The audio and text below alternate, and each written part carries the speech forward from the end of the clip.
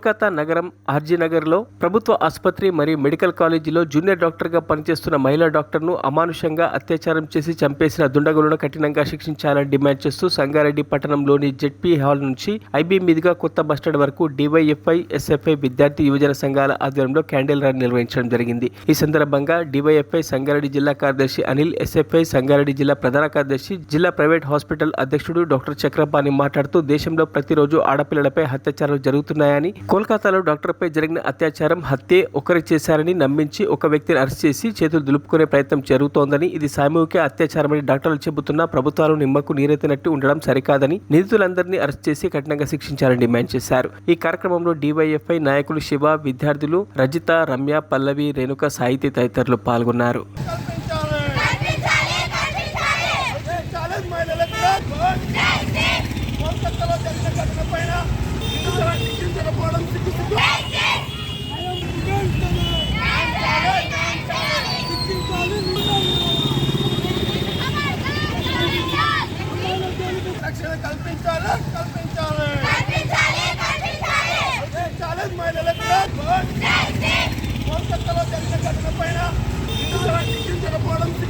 మరిన్ని అప్డేట్స్ కోసం మా ఛానల్ని సబ్స్క్రైబ్ చేయండి.